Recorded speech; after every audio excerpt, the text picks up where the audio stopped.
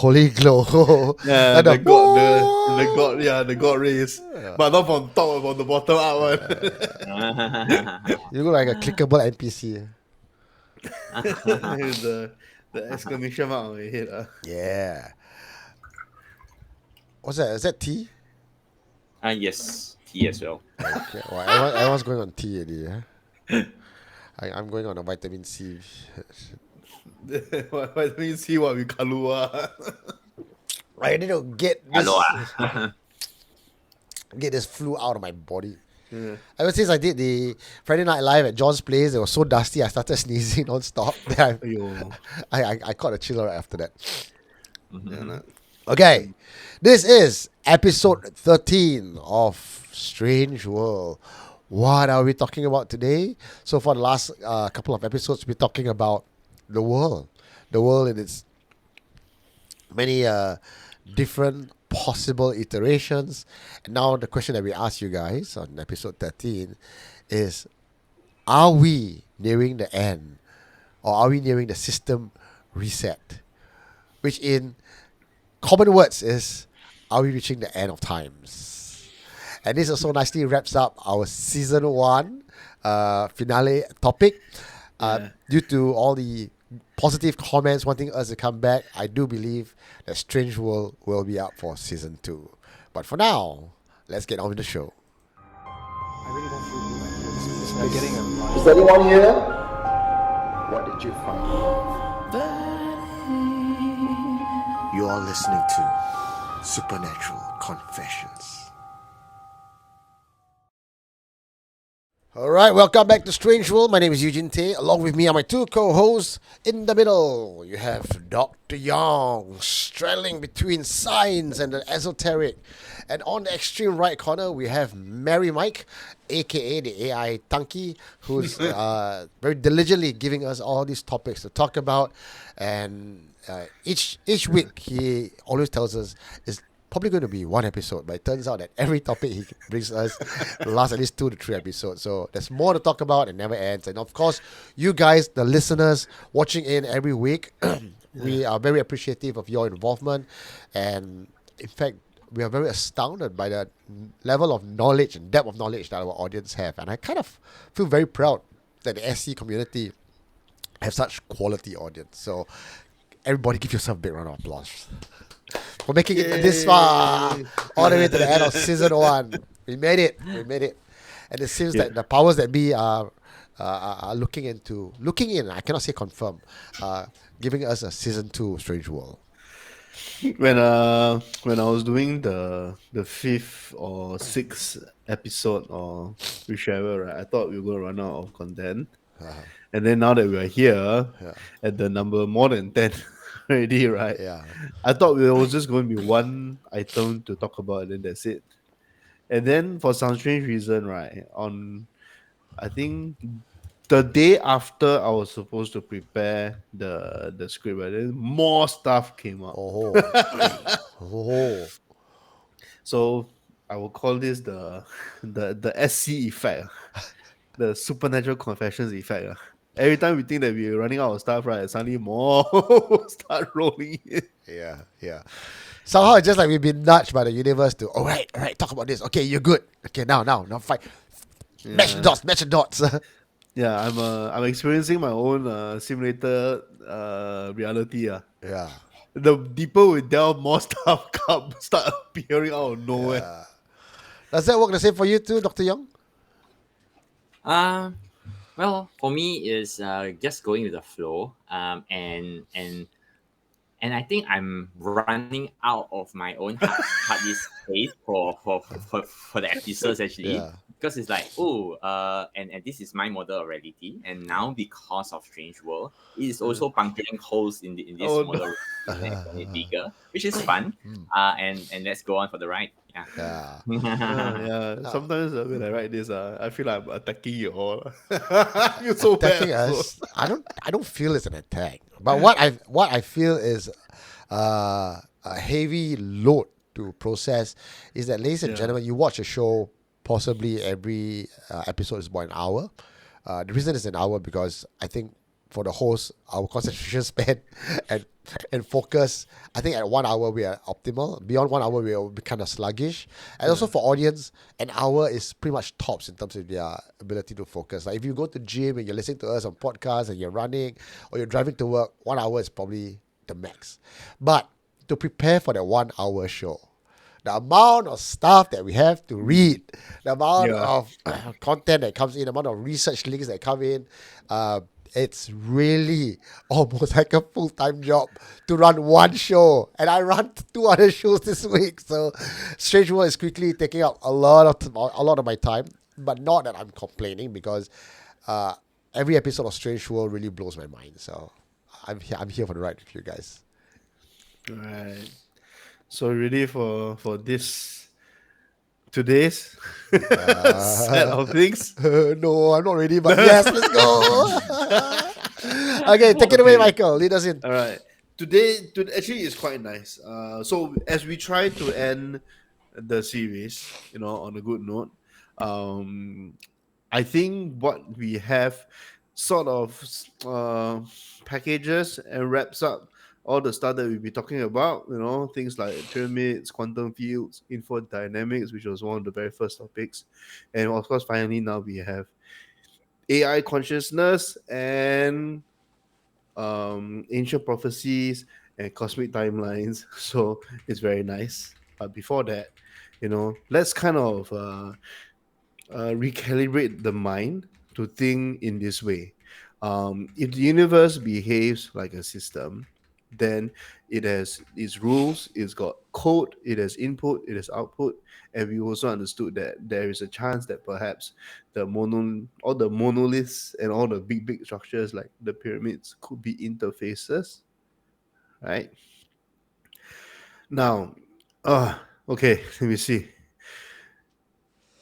There are many things that we have still yet to understand, and as we have explored the rituals that have become executable commands, consciousness as an interface, and all this sacred geometry, right? Correct. I think I want to ask Eugene in his take: have ancient scriptures and spiritual systems always sort of been trying to tell us something, as in terms of metaphors? I think that's what people talk about in terms of the Bible and religious texts as well. That it's never actually to be taken literally word for word, but it's always metaphors, and it's how we interpret it.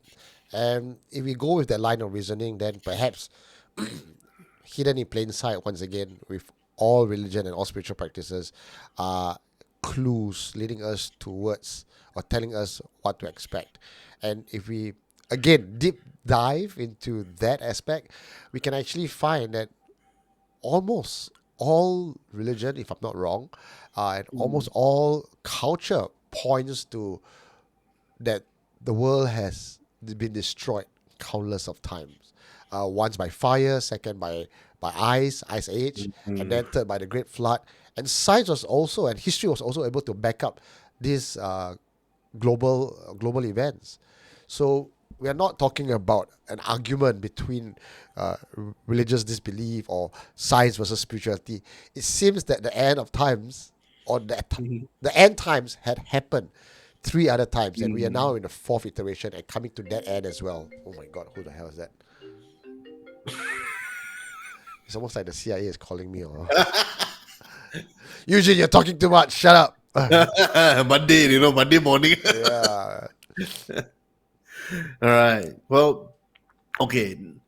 I want to put this question to the audience. Yeah. Okay.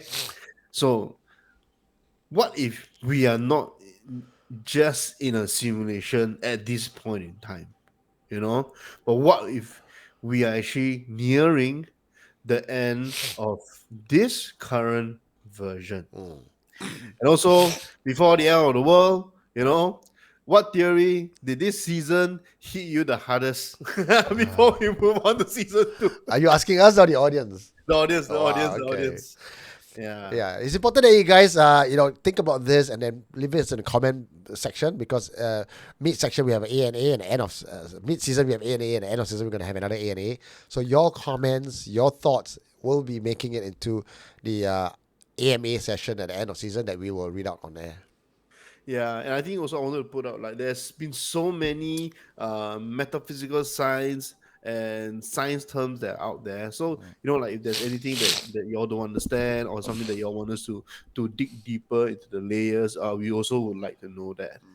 Of which I'm actually going to ask Dr. Yong. Now that we are pushing into what is happening today, correct? Whereby there is an idea, and there are many people who believe that we are closing to the end of this particular age, whether or not it's another 500 years before that actually happens. But do you think modern science is prepared to confront something like this, or is able to actually simulate a specific model of reality? Eh, can't hear you. Please mute it. You're muted. Yeah, Okay. yeah. Hi, sorry. Yeah. Talking about reality, right, and understanding this model of reality, the conclusion that I derive is that perhaps science is unsure. And why do I say that? And to observe reality, right, we could use scopes, right? We could use telescope, the like of Hubble and James Webb telescope to zoom out and have an eagle eye view, or we could dissect it to the minuscule, right? To use electron microscopes to view at the quantum space or the minuscule space. But first, let us zoom out and see why I say science is unsure, right? And if we zoom out and we look at the Big Bang Theory and the model of the universe, right, it states that our universe is about 13.8 billion years old. And if we were to put it into a 24-hour cosmic day, right, the Big Bang happens at t is equals to 0 at midnight. The universe begins as a hot, dense soup of particles. And after 100 to 200 million years later, 1 to 2 a.m. on the 24-hour clock, the tiny observable stars are created made out of hydrogen and helium. And the first proto galaxies, which is about 5 to 6 a.m., gravity starts coming in, pulling matter into clumps. It's messy and chaotic. And expected mature galaxies like the Milky Way, of which we are in, takes about it's about 400 is about 6 to 8 p.m., 1 to 2 billion years to mature to form a stable structured galaxy with heavy elements, planets, and life-friendly conditions, or else life like who we are isn't possible. However, what James Webb Telescope reveals is that there are universes, mature, complete universes, being found at 1:30 a.m., 300 million years after the Big Bang. So So specific. yeah, when we expect a infant universe, right, with a few flickering baby stars, what we get is a fully formed Milky Way. And it's like, if you dig into the earth expecting to find trilobites and primitive bacteria, but you find a stainless steel skyscraper buried underneath, right? So it's like, it's very jarring. It's like you going to a nursery and you find a college graduate sitting there on a small kid's chair. And this is what the James Webb Telescope have found, and that this confounds whatever you understand about the Big Bang and how the universe expands. And I think previously also, yeah, Eugene, you have something to add? No. I'm just bringing the mic Yeah. closer, but Yeah. So this one is like, why are we finding a mature universe that early on in the Big Bang? There is something that doesn't fit. Okay.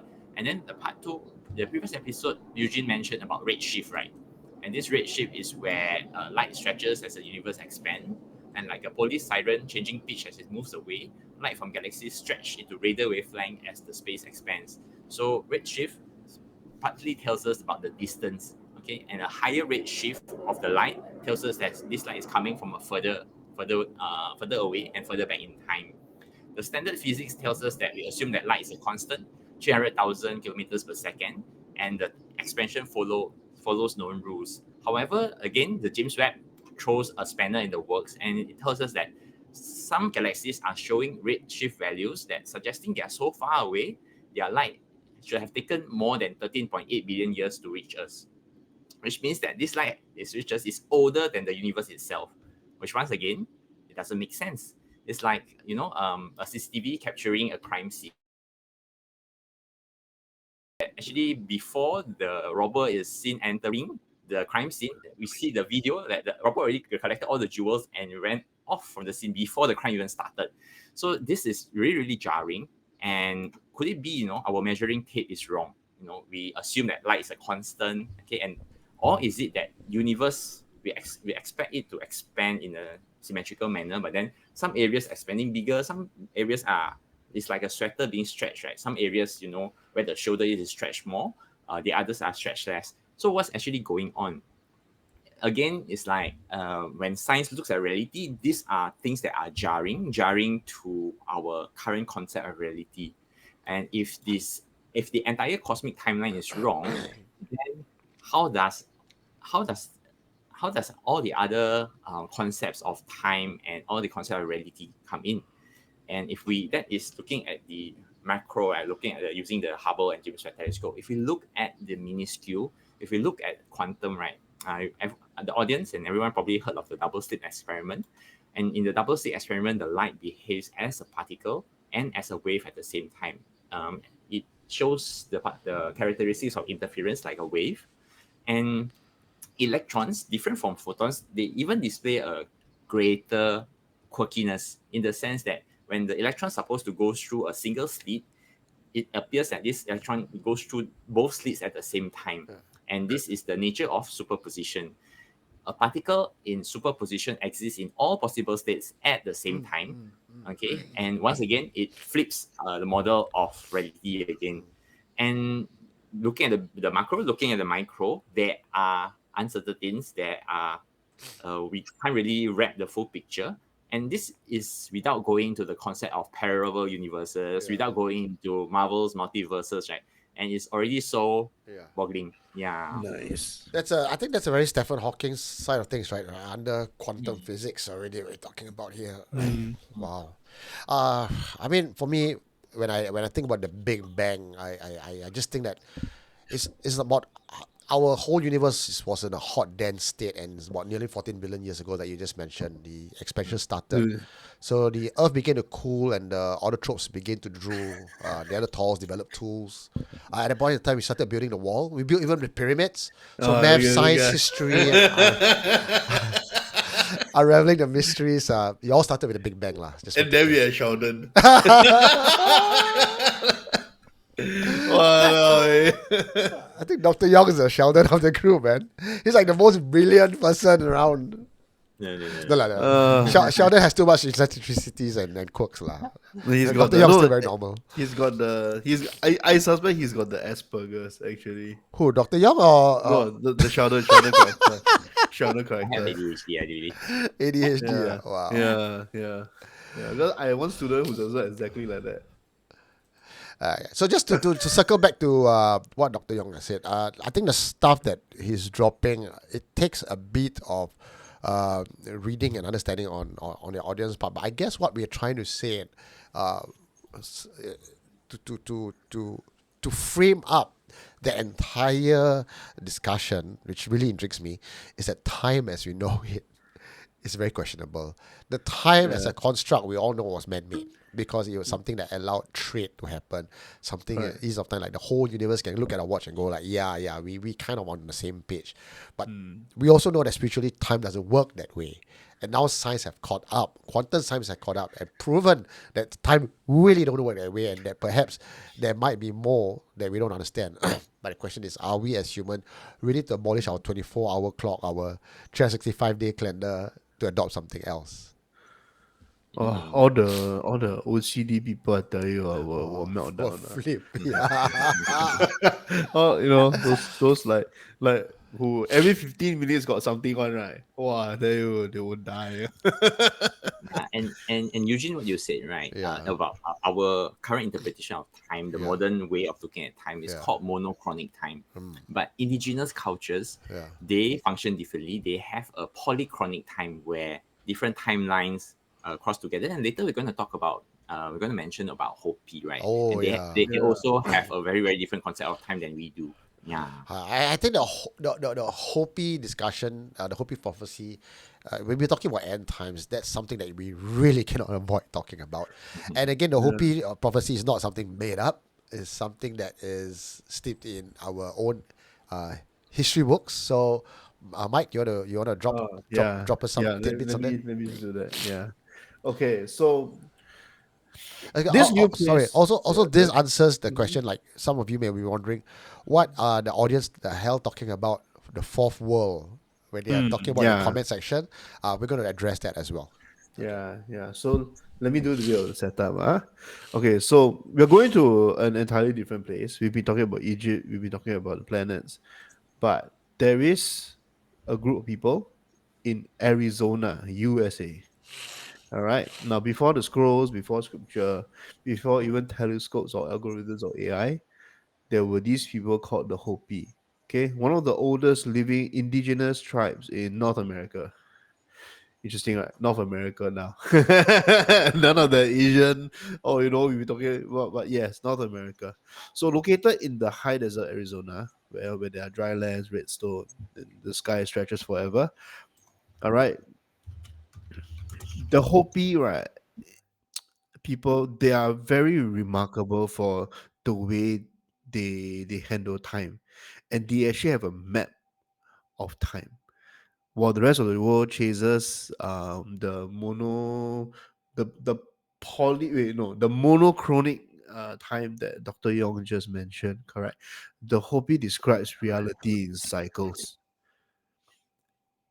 and to them, right, the world as it is, you know this is possibly the fourth world that has existed. How they know this, we still haven't figured it out. I don't know how they came up with this, but they say that humanity has already passed through the first world that has been destroyed by fire, the second world that has been shattered by ice, and the third world was washed away by the flood. Whether this flood is referring to the biblical flood or whether it's a different kind of flood, I cannot say for sure, and it's not something that I would want to assert as well. But understanding that three different worlds of humanity have happened, we now live in the fourth world, and in this particular world, what is interesting is that the Hopi indicates that it will end in purification. Now, the word purification here is very vague because they have indicated that it is not by annihilation, not the apocalypse, but purification. And it seems to position itself towards the idea of a reset of alignment. It's like a system cleanse, not because the earth is angry or something bad has happened, but it is to purify us or purify the world itself. So I'll leave it up to the audience to think. But Eugene, what do you think? I think many spiritual texts talks about purification as end times this time around, and we are the first the first few iterations. There's the hellfire and brimstone version. The earth got into a fuck you mode and then resetted itself. And also we look at how wars in the early civilization movement, war was a thing. But we also hear now that World War III might not actually happen in the way we are familiar with bombs and tanks and guns, but instead it will be a digital warfare. Uh, I think more and more we are looking at the warfare or the cleansing or the reset or the great deluge happening not in the way that we were aware before. I think it's a different kind of reset. And perhaps for good measure as well. Now, when I was researching on end of days prophecy, my goodness, the the list goes on and on and on.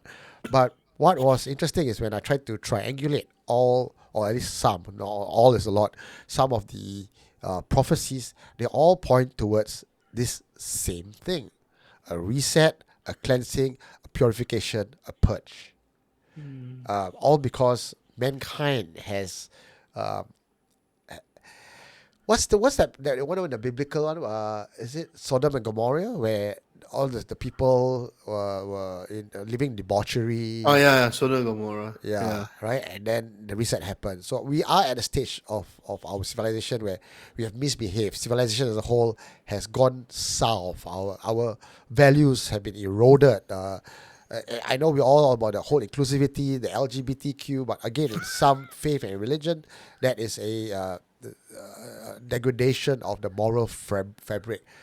See how you see it. Maybe if it's not the LGBT movement, there could be the money movement, or people the lies and cheat of mankind, or just the way we handle loving our neighbors. It's just gone out of whack with the system.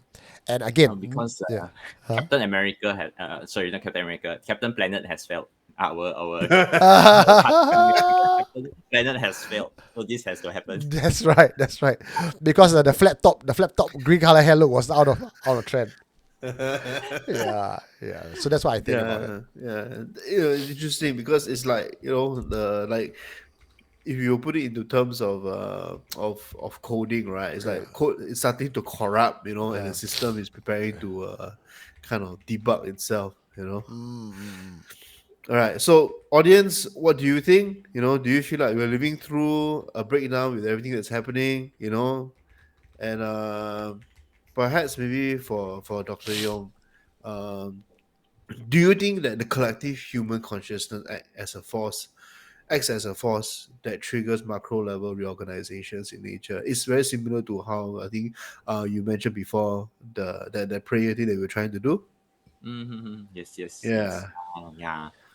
So just now when we talk about the quantum mechanics, right? Yeah. When observation can actually alter the state of the particle, Yeah. and also electrons. Now we know that electrons exist in the cloud. Only when it is observed can it be fixed in one location. So if individual observation affects tiny systems, right, electrons and photons, but when we mentioned about the Maharishi effect, where collective meditation, thoughts of world peace, and the critical number in the experiment was 1,000 people. And this was the war in Lebanon when 1,000 people doing the transcendental meditation. On the days that they meditated together, the death rates went down by 75%, and skirmishes also reduced. So yeah, I think million, if that thousand of mine is multiplied into tens of thousands, 100,000, even millions, right? Could it scale up and cause macro level changes? And perhaps it's not towards engineering a collapse, but sort of a beautiful rebirth. And I think that's possible. Yeah, I think Yeah. that's possible. Maybe Wow. that's why it's so hard to get everyone to come together. Because if it really does happen, I think we can actually it's always like this. When things are harder to make happen, right? That means the result that we expected would be a positive. Is that the correct way to say it? Um, I well, I will add in another thing here is that the consciousness project, right, where researchers plant random number generators, right, in like there's always a background sort of random number generating kind of pattern. Then they Yeah. are implanted in North America, I think Africa, India. I think there are four now, and there's this baseline foundational pattern. But during major world events, even during Olympics, right, all these random number generators, right, they would display uh, a change from the usual baseline pattern to something that can be observed during major world events. So what is happening? Does it mean that the global consciousness is affecting the fabric of reality in a way? I believe it. I believe it does. Oh, sorry. Wow. Okay. Okay. Okay. Now we're going to move on to my favorite topic, which is one that I kept in my pocket for a while. Okay, we talked about Egypt. Okay, we touched a little bit about Mars, and we also mentioned before about things like energy lines and stargates. All right, and all this needs to be remembered because the next thing that we'll show you is something that I think a lot of people have probably forgotten. And so now, what if the what if something built the entire system to allow things like the pyramids of Giza, the all the other monolithic interface buildings that we've been talking about throughout the entire series. So there's a name that hasn't shown up in textbooks, and you probably won't find it in mainstream documentaries, Oh, but wow. whispered in law channel messages What are and you a throwing lot at us today, Mike? esoteric archives. Okay, is this work called Suntalia? Oh, okay, it's not like Atlantis, it's not like Lemuria, Yeah. but Santalia seems to be the template here. So it is a before the flood society, okay, that once flourished before memory, before war, before the simulation fractured. Like a long, long time ago, before everything that we see now that is civilization, this particular society called Santalia actually existed. Some believe that it once stood where Turkey is now, Uh-huh. biblically also known as near Mount Ararat. Oh, Gobekli Tepe, a Yes, famous correct. spot. Yeah. And the ancient megaliths that were buried seems that like so like for example when we say beneath the pyramids of Giza there's this entire structure, Yeah. correct? It seems that there are also more in that particular area. So maybe the scientists using their satellite, right, need to go and channel their radar onto this particular area lah. All in good time when the time is right. We will Or maybe it reveal. haven't load yet, the AI simulation. Yeah. They said we won't load this first. So Thalia is seems to be hidden, and back in the day they were known as the architects of the interface. They were the first to map ley lines, the first to harmonize geometry with sound, thought, and time. And doing rituals, right, were not just culture, but they were like code execution. This is a particular group of whether they are people or they're not people, I don't know, but they definitely were adept or actually mastered in using rituals as reliable actions that make things happen. It would be like if I wanted to open a door, I would turn the knob and open it reliably. That seems to be how they were doing all the things that they were supposed to do. And temples, they did not see temples as places of worship. They saw temples as terminals. It's like when we say, let's go to church and then, sing song, listen to story, all that, right? To them, no, they saw it as a place where this is literally a console where I connect with Yeah. the upstairs or the or the Yeah. outer, beyond that, right? So what I'm trying to say here, right, is that with all these structures still existing, and as we know it now, there's more discovery within all these interfaces, right? Yeah. Correct. Could reality be folding itself back into the system?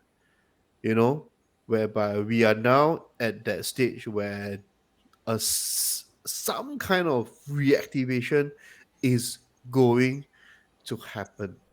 What we call these sacred sites today, correct? The echoes of version 0.9, where 0.9 is when the Suntalias existed. All right. So to be honest, what do you think? And do you think these things are just more than stones? Hui. Okay. Okay. Okay. So Talia is one of the topics that I geeked out on quite a bit, and I thought I was pretty much the only one in the world who likes stuff like this. I mean, you're right that it's when we talk about the original civilization, the intelligent epoch. Atlantis and Lemuria usually gets all the limelight.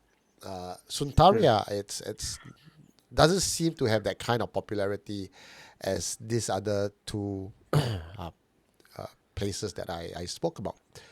But Suntalia also gives us a different perspective of how the earth was made. In fact, if you read into the Suntalia law, they were the original architects. Like what you mentioned, Mike. But that's also very scary and perhaps a crazy thought because they talk about it in a very sci-fi manner. That temples are command centers. You can almost imagine in a very sci-fi world, like a Stargate environment, temples, you go there because that's where you need to go and change your source code. You need to go to affect things. So to answer you, yes, in a very simple way, I do believe that the Suntalia law is a very compelling case that supports this world being engineered Yeah. and created.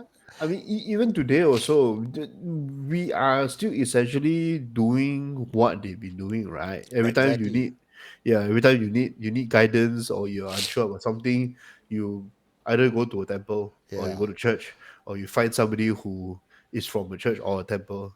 I, I mean, Yeah. from based on the Suntalia law alone, that explains sacred sites, explain ley lines, and why some of these sacred sites, these temples built in a certain way, is because this entire world was not divided; it was all as one. And I'm not even talking about Pangea as one. I'm talking about spiritually as one. And they could be the missing layer to explain who Yeah. designed and architect this world. And if you talk about it, we okay, people say, oh, Santalia, it's not proven, science cannot prove it, esoteric cannot prove it. But let's take a look at from the Bible perspective. We have the Watchers.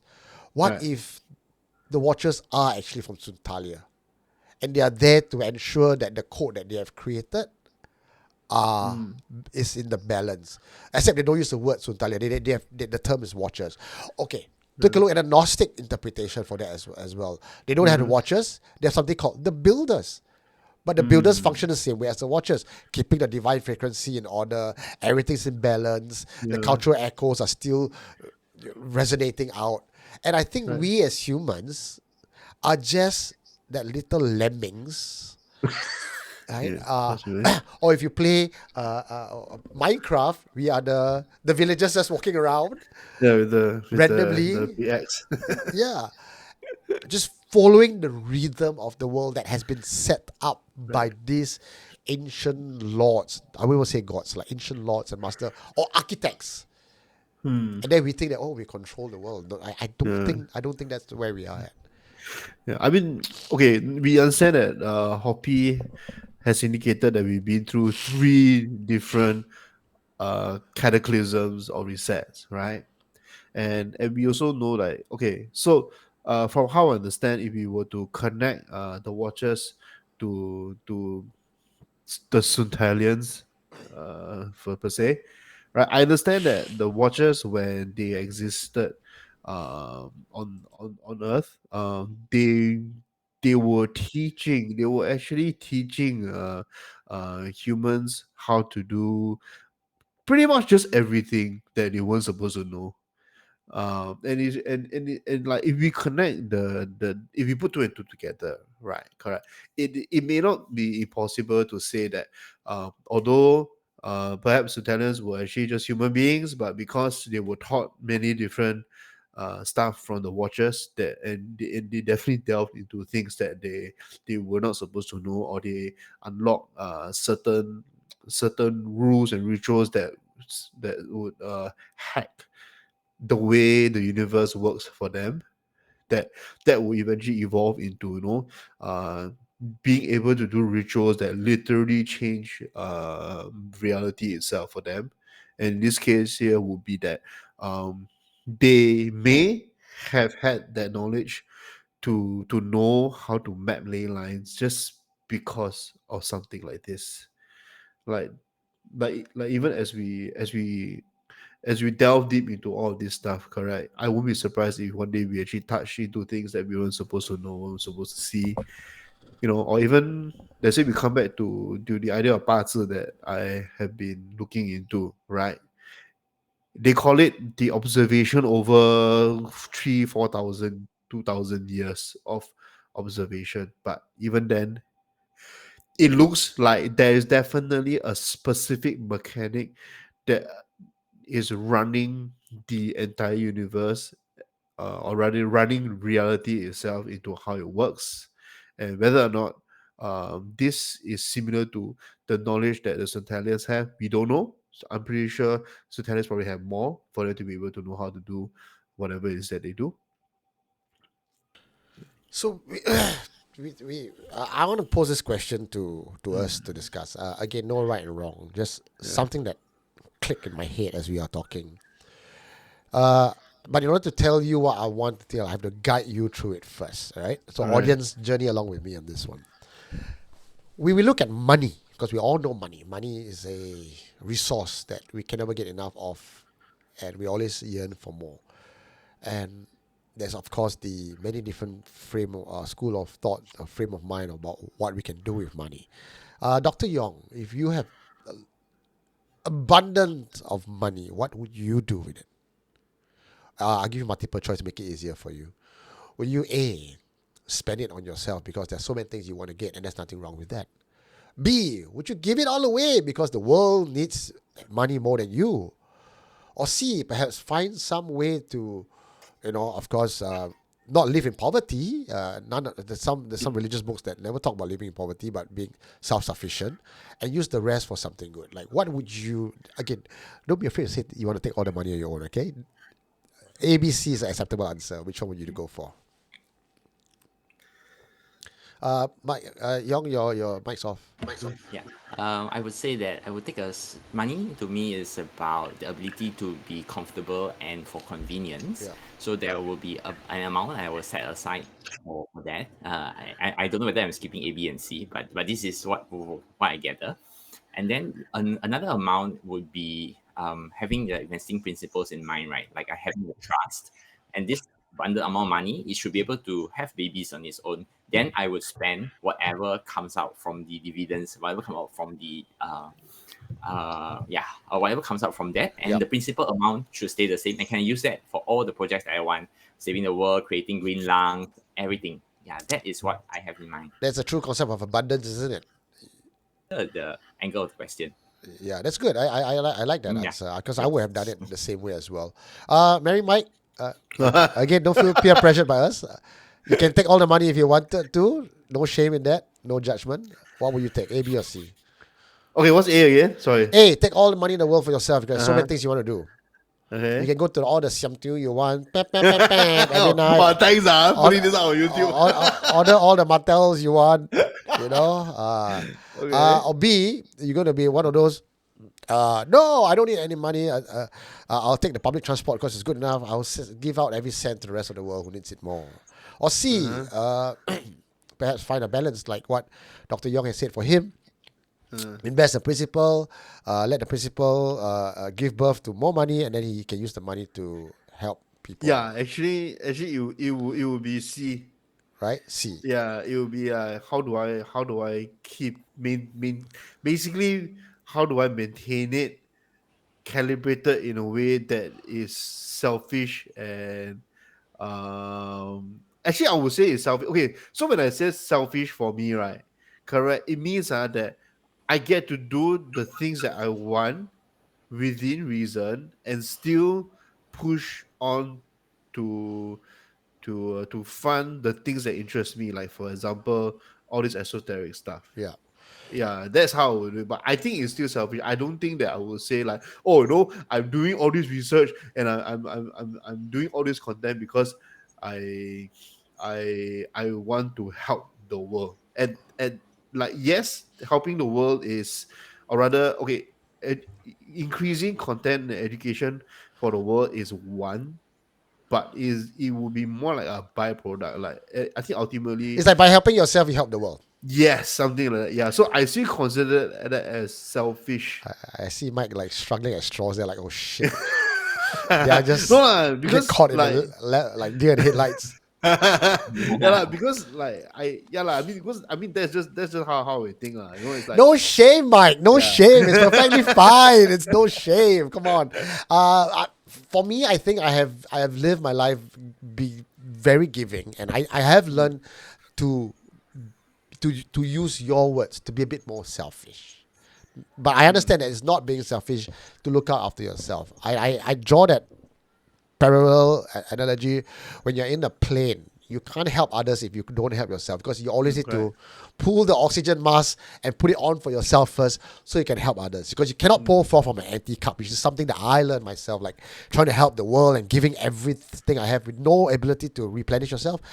Even on an energetic level, you can't be a healer if you don't have an abundance of source that you keep pulling out from yourself. So yeah lah.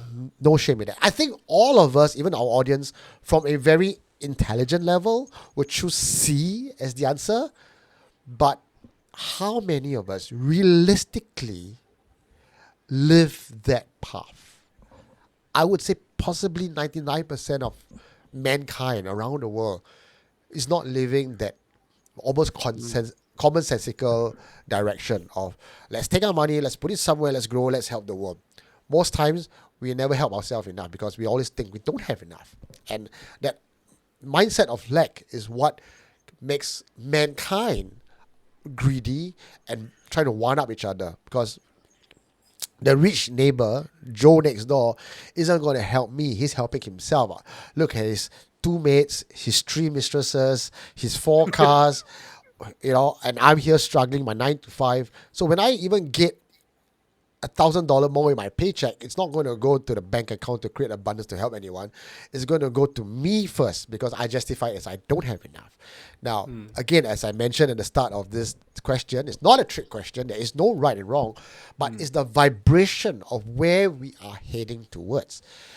I truly believe that in a spiritual sense, the Santulians, even possibly the the the Mayans, in fact, or the other older civilizations, they're not looking at technological advancement. They're looking at attunement.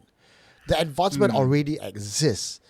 Now, I think, and this is my hypothesis, looking just at the Atlantean law that comes very close to the Suntalian law, is that there are civilizations where we are given things to attune, to keep this world going. The architects did it. We, as the lemmings, are supposed to live it. But given the free will, we also have the ability to make or break this universe. And if we just borrow this concept that I talk about, money, and how we know what to do is right, but we're not doing it in the right way of the architects.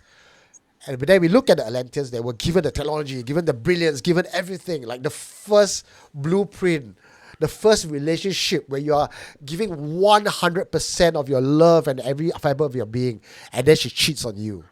I think that was what Atlantis was to Syntalia. That first love that did not follow the protocol, and they went ape shit, so they had to be wiped out. And there were others that came between Atlantis and us now. The question that we have to ask is that we are also given free will, we're also given this technology, we have evolved. Are we using it to attune to the world for the best of this entire creation, or have we gone selfish? And if the answer is yes, and we can identify that, then that's where the next step should logically happen. The reset. So all more and more, like looking at all the examples you're throwing out at us, Mike, I feel that it supports Yeah. the theory of a reset. Yeah. So we got one more. We got Another one, oh my lord. another more obvious Shit. example. Okay, throw it. Okay, so we'll be talking about Earth. So let's go into space this time. The next two items are not on this planet. Okay, so there is a planet that is red in color, and the big word here is Cydonia.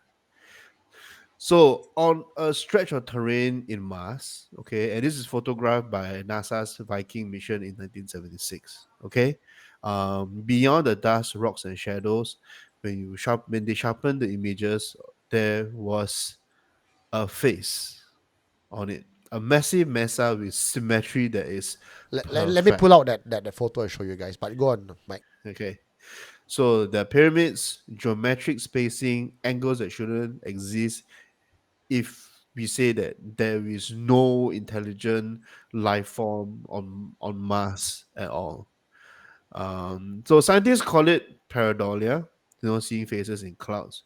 But there are researchers like Richard Hoagland and thinkers like even one of my favorite modern day Indiana Jones, Tim Alberino. All right, what they saw was pattern, precision, and intent. And what they did was they overlaid this grid from Giza, and when they ran the measurements, right, the layout of Cydonia actually mirrored Earth's sacred geometry down to the phi ratios and the triangulation nodes. So this would kind of tell you, right, that yes, it looks like a face, but also it looks like kind of the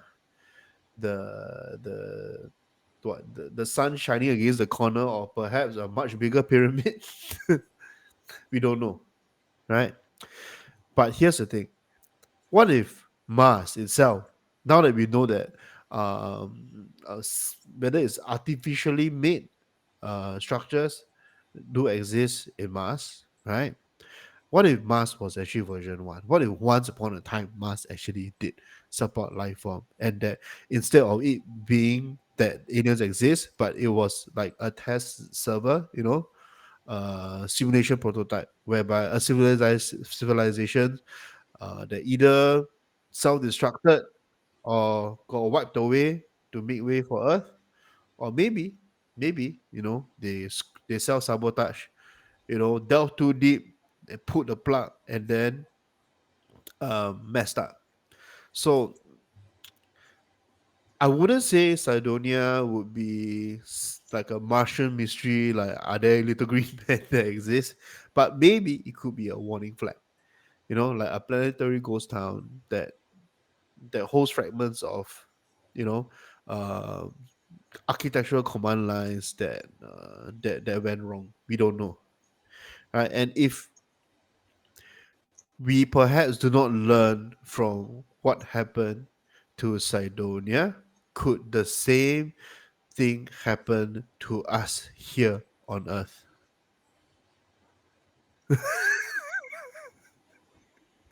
I think this is a question for Dr. Yong. Dr. Long looks like he's ready to answer this. Yeah. What I say is that if that is the what could be, and it serves as a warning for us. But I would like to like roll back, right, and looking at the Hopi prophecies, and the fire, the ice, the flood. Yeah. And are we given multiple second chances to perfect what we are doing, to write our attunement, to do the right thing, and perhaps there are two sides, that decide the fate of the earth, right? And one side say that no, humanity should perish, and the other one says that no, give them a chance. I think we've seen movies like this, right? Where they are opposing things that should they be given. They are very young civilizations. They make mistakes. Let's give them a chance. And the other side that no, we should end the experiment now. But whatever happened, thankfully, the experiment is still ongoing. But does this behoove us that looking at this is a possibility, right? What can we do right now to go on the right path, to start on the right track? And something came up earlier on is that Wow, let's look at Dr. Yong trying to save the world. Come on, hit us with it. It's just some anecdotes I throw in. I don't know where it's gonna lead, but one of the elders that I met during my Egypt trip is Mazamila, and she is the holder of the key to the door of the end, and this has passed down over the past 10,000 years from her ancestors to currently her. And what is this door of the end, right? It is a portal where the Hopi, the Tibetans, and also the Kieros, during the time of the flood, right, they went down through this portal and stayed safe. And after that, they came out and spread to their current locations. So apparently the Hopi and the Tibetans, they have similar prophecies and similar cultures. And how does this gel into the Great Flood, and what does this inform us? And that perhaps there are three selected populations or three selected cultures that were given wisdom, so that to better guide us. And should we learn more from them then? And what did they learn from that event? And what was their transmission that they received? And should we really look at their wisdom? Which are the three that the Hopi, Tibetan, and Kieros. Okay. Yeah. Wait. So North American, South American, and Tibetan. Hold on. So there is a portal that It's called a Door of the End. Where it is, I'm not sure. But then there are. You think this one key holders. is where it leads to that, what's that place? Shangri-La. Oh, Shambhala. Shambhala. Possible. Yeah, I'd like to visit the Shambhala someday. Yeah. I heard you go there, you cannot come back, right? Because it's too pure, and then there's too much information that you know too much to be returned back to Earth or our. So it's a one-way ticket. Damn. Maybe that's why only one person has the key, right? You see, Dr. Yo's like, I'm just going. Dr. Yo's like, no, there's more. I'm not going to say. Yeah. He's like, he knows, he knows, but he's like, what can I tell on air? Later, when the camera goes on, he's like, guys, let me tell you. The information will come when I'm sleeping in the dreams in the dream state. Wow. Let you have Okay. it. Oh, now, no, I think we can just chuck this show and then we just talk about the key. Okay, so that means so I will assume that there must be more than one key, right? Because there are three different. Right? No. From what I understand, Okay. this was one portal where all three cultures found refuge during the flood, and then when the deluge settled, they emerged again. Yeah, this is as far as I understand it. Wow. Yeah. This gives new meaning to the flood. Now we understand why is it that even though only Noah survived, but then there are so many civilizations. Yeah. The Bible is okay lah. I would say it needs recalibration lah, but yes, it definitely tells one side of the I story. mean, there are some parts of the book that they got edited out. No, I mean I won't be surprised because from what I know, Yeah. right? Like in okay. And I read this somewhere before. The Dead Sea Scrolls has so many books. Yeah. Like I think when they were deciding what was canon, they didn't go with okay, let's have every single story be included inside it.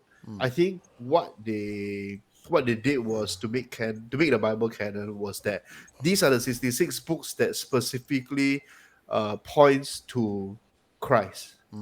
That was what they did. So Old Testament, New Testament, all points to Christ. Yeah, and if you actually go in and take the other books, right? Yeah. Like for example, there was a book of Thomas. Yeah. There, and when you look at book of Thomas, it really does talk more about the history, the life, and a lot, and even like Jesus' younger years as well. Yeah. But it never pointed to a specific purpose. It was more of like a chronicling. It's like, today I woke up, I brushed teeth, and then I put on my pants, and then so on and so forth. It was literally stuff like that. So I won't be surprised if, like, for example, okay, so like for example, the book of the Watchers or the book of Enoch, sorry. Yeah. There's a lot of stuff in there, and I think that there's a lot of epic stuff. Matter of fact, you could actually make an entire movie out of the first book of Enoch, but it was never canon because it did not point to Christ. It was totally about. Actually, it was things about things that we shouldn't know, lah. Actually, I mean, can you imagine? What do you mean we shouldn't know? What do we Shouldn't know in a sense? Okay, shouldn't know in a sense, like for example, okay, I think one of the contention, the one of the more how do you call it? The more challenging content was that the book, sort of indicated that the angels had sexual organs. Okay, yeah, that's why they can lay with mortal man and woman. Yes, Yeah. yes, correct. So there were things like that I don't know lah. They decided to do that. We don't want this to be a part of canon because of all the other arguments that can happen, and or rather where it specifically details what humans were learning from angels, which was like basically all these rituals and stuff. Like you could say, or one could possibly say that most magic and rituals and esoteric stuff that we see today Yeah. and is still being practiced today all came from the Watchers. That is one version or history of that. Yeah. And apparently And- that's why we are wiped out, right? Because we're not supposed to know all the secrets. And it was yes, correct. being So given to yeah, us. so it's like that could have been also the catalyst for man's demise But- in this area. Yeah, but you see, as almighty as God is, and I would like to think that all these are by His design, allowing to happen. yeah, Like if you really, as the Almighty God, does not want man to know, it's a snap of a finger, and we'll never know. But the fact that there is a loophole, and we are talking about this world and this reality being engineered and architectured into being, then that loophole, that hack, must have been intended. Oh yes, it definitely, like, it's because of free will basically. Yeah. So like if you also look into the book, it also indicates that there are angels who were jealous of humans because humans have much more privilege than angels themselves. I think it's very Yeah. naive to think that we on this earth right now at this time and space where we are Mm. living and breathing are the only civilization that existed, the only world, the only plane that existed. And for those Yeah. people who says, "Oh, I will never see an alien," so 9 billion stars, there's not one that's life of aliens. Mm. Maybe there are different planes that we cannot see, planes of energy, and Yeah. different to use the gaming term, different servers that we are playing Yeah. on. Yeah. And Right. if Mars was once a test site and Mm. then got destroyed, and Earth is the second or the third or however number iteration, and Yeah. now we kind of like, oh, let's go back to Mars and let's try to populate it again when Earth is fucked. Uh, it's like trying to go back to a toxic ex-girlfriend who you broke up with. You forgot. Yeah, you forgot about it because you have sudden amnesia.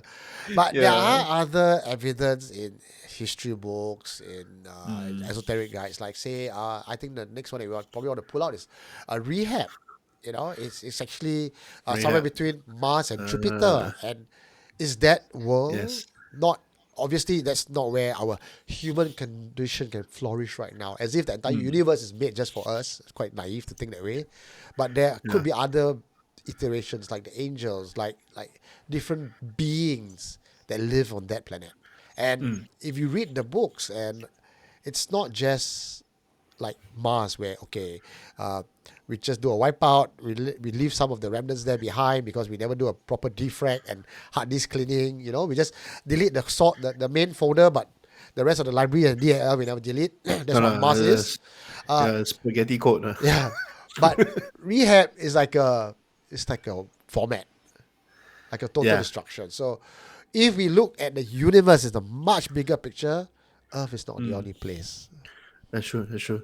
Okay, so when we mention about Rahab, right? Interestingly, it has appeared in the Bible a few times as a planet, and the story of Rahab as a planet is that it was cut into pieces by God, apparently. So we're talking about God literally being the Death Star and shattering this entire planet. And although yes, there are many arguments over whether Rahab actually existed. What most people will understand is that it existed. That would it should it have existed? It would have been between Mars and Jupiter. And some do say that the remnants or the pieces of the planet Rahab actually forms the asteroid belt that is now circling around Jupiter in between Mars lah. Okay, so that's one. Now I went to kind of go and like check this out. So what I learned from Google, or rather ChatGPT, okay, when I was looking through, right? Um okay, hold on, let me find that. Where did it go? Let's see. Okay, so there is a NASA supported theory known as the planetary disruption hypothesis, where the gravitational stresses, collisions, or a violent impact shattered a protoplanet, and they are very in between about whether this planet that was destroyed is called Phaeton, or whether or not Phaeton is planet Rahab itself. So, the destruction of Rahab, although not in Bible, but it's in other books. Like we say, we are really talking about other books here. Okay, the destruction of Rahab apparently is connected to the rebellion of Lucifer. It is a pre-Adamic judgment, which means something that happened before Adam existed. So yeah, like before Earth was created in the way that the Bible is described, and there also was a reshaping of the solar system, which I would put together with the Big Bang, whereby before the Big Bang we don't know what the Earth or the universe looks like. The universe could have already been there, correct? And then boom, Big Bang happened. There was a reshaping of the solar system, correct? And then of course Earth is created, blah blah blah. The whole Big Bang theory song goes on, all right? So what we see today, with the asteroid belt that exists, it like seems to tell us that there perhaps was a planet that existed before, and we don't know the story there, but we may not even be it may not even be a part of the Hopi prophecy, whereby we have been through different resets. That means even in other planets there are things that exist, which kind of validates what Eugene has been saying. There are other planets that perhaps once existed. It has its own civilization, and they too have experienced their own destruction, their own loss. The difference between the reset that we are moving into is that instead of one final destruction to destroy everything, where a planet is shattered, or like Mars, a planet is just left barren, we are entering a purification version. That is, I think, something that's very interesting, that we, in this current cycle, seem to enjoy. Would you say? I don't know if we enjoy it. Right? All this whole talk of world disruption and planet eating thing, it sounds like I can't help but imagine there's this giant robot planet called the unicorn coming in to devour planets as we go along. And perhaps like Marvel and Galactus. Galactus and all that concept isn't too far from the actual truth. Yeah, it may not actually. I mean, maybe one day, we start to see Thanos come here. Hello. Yeah. Okay, just to I don't have much to talk about Rahab. Yeah. Rahab. Yeah. But I can only conclude it from what I know of it, which is quite minimal. I feel that Rahab is not the same plane or the same situation as Earth.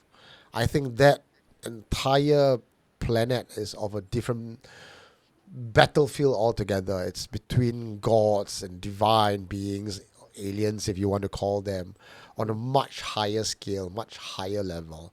And what's interesting is when you talk about Rahab and the Bible, in especially the book of Job and Isaiah, Rahab is described not as a planet, but metaphorically as a dragon. And again, using the biblical thread of narration, dragon is usually related to Satan or Lucifer. Yeah. So could it be that that was pre-human, pre-man, pre-earth, where there was a battle of the gods, battle of the angels, and when we look at angels being celestial bodies, stars in the sky, was that something that got destroyed? And that something was Lucifer, and the fragments and the space debris fall to Earth, and that's where some of these hidden angels or agent of Satan flourish. So this is the second battlefield. Okay, I'm really thinking of movie level narration here. Okay, Yeah. yeah, Dr. Young, well, your thoughts. Pull me back if I've gone too far off the yellow bus, the short yellow bus.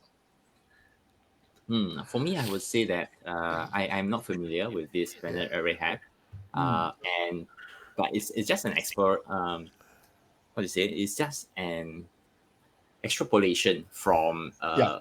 a place being reset Earth, a place being reset Mars, a place being reset and a planet, Yeah. and this is a chain of thought. Yeah, and yeah, it's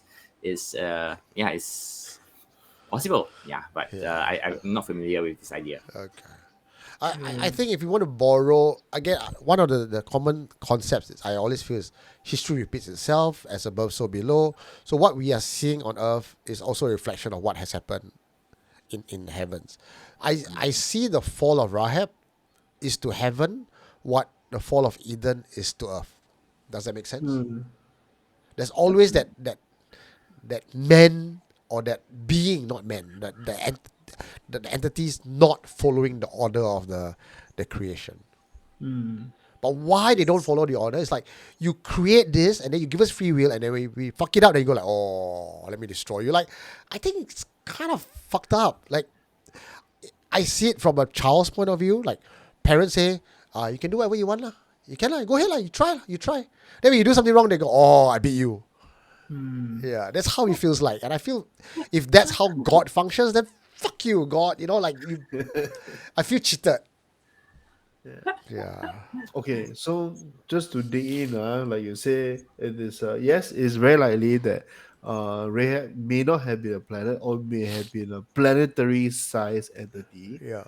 Okay, so in this case here, there are parallels to Mesopotamian law, like they it seems to indicate that they understood Rahab as this being called Tiamat or Apsu.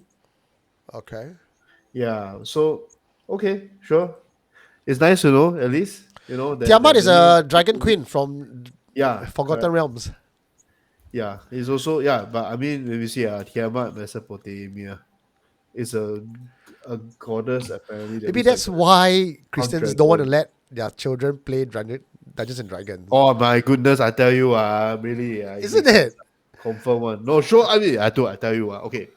As much as I am Christian, also, I will agree, right, that that this group of people, when they get too religious, they are the most binary people that ever exist on this planet. That's all I'll tell you. Okay.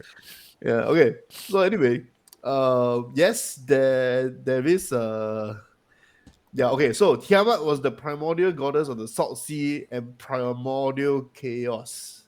Often depicted as a monstrous sea serpent or dragon, she is best known from the Babylonian creation myth Enuma Elish, where she and Apsu, the god of fresh water, are the parents of younger gods. Tiamat's name means sea in Akkadian. Oh, it looks like we're going back to Anunnaki again. I don't know, but I think this topic might be just you soloing it. Yeah, no, okay, we try to keep it within what, 5 hours, right? Oh no. Okay, never mind. Let's move on. Let's try to close this. Okay. Close this today. Close it off because we already passed 1 hour, and this Okay. is the final episode, meaning the next episode that we're going to have would be a season closure of Ask Us Anything. So I think what would be really cool and ideal is we end off now on a cliffhanger and let's conclude during the live AMA AMA session. lah. Yes. Okay. Yeah, Live let's do it, show, let's do it. no bullshit. You're watching us and you can ask us questions. And after the live show, as our Supernatural Confessions culture at the end of every season, we usually have an extended version. Like if you've seen my Friday Night Live, at the end of it, we have God knows however long more for you guys to ask us questions. So that's how Strange was going to end off today. And the next time we're going to have this AMA session, mark it on your calendar, ladies and gentlemen. It's on the 21st of May, which after the airing of this episode will be next week. Okay. Okay. Dr. Yong? Can, huh? Yeah. We're all stunned into silence already, Mike. You just caught us on the Sorry. right hook, left hook, and uppercut all at once today. Oh no lah. Okay. Let's just say that this particular episode is about evidences of the cycles of planetary destructions and end of the world. And we can be happy to know that our version looks like more purification than destruction. So how you want to take the word purification, how you want to define it is up to the audience until we Yeah, actually get it's to like the saying day. we're not going to, destroy you. We're just going to kill you to purify. Like a snap of Thanos' glove is purification. Yeah, or it could be like Thanos. Yeah. Yeah, correct. It could just be one snap. Maybe the Avengers Endgame is actually not far off. Mr. Stark, I don't feel so good. And he just fade off into oblivion. That's it. Yeah, maybe we No all pain. fade You off. just cease to exist. Yeah, we could. Or we all suddenly just become angels. Or Didn't matter what. okay, so I've got a closing thought for everybody here today, right? If we're all going to be gone, dead, and fucked up one way or another, if you know you're going to die tomorrow, would you all work so hard today? Right? Not just my host, but The world in general. If you know you're gonna die tomorrow, would you still go to 9 to 5, clock in your time, do your proposal, sit in the boardroom meeting, or will you say, fuck it, let's live the best day of my life if I know I'm gonna die tomorrow, right? So now, as hosts of Strange Worlds, we are telling you, as the world, we're all gonna die. We are end times. We've shown you evidence in the last 1.5 hours that you're all gonna die. Okay? So, with that in mind, would you still want to be an asshole about things, clawing onto your wealth, being mean to your neighbor, or if you had just that one day left to live your best life? So, with that in mind, and with that concept in mind, should we not abandon all our mean streak, our selfish, petty behaviors and thoughts, and maybe let's live the best version of us? And perhaps, who knows, we might just be the only version of the world that says we did not follow our forefathers. Or maybe this is the video that starts the purification. Wow! I've doomed us all! Yeah. So let's repair that. Let's hold hands and start kumbaya.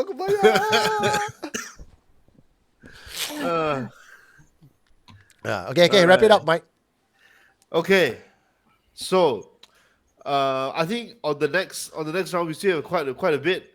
You know what? Actually, let's just save it for Sure. the AMA. I think it's better that way. All right. Yeah, but we definitely have a conclusion to this. So stay tuned. Keep following us, and do comment on every question that we've asked. You know, we want to hear what you have to say as well. Yes. All right. Dr. Yong, wrap it up for us before we head off to the outro. Yeah, thank you for coming on this journey with us over the past previous episodes. And if this is the reset, a wonderful journey to have journeyed with you all. I'm sorry we caused it.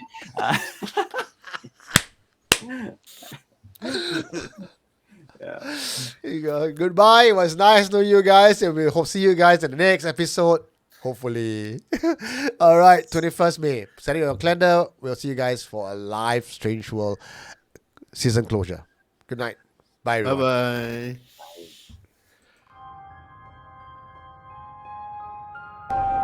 What did you find? You are listening to Supernatural Confessions.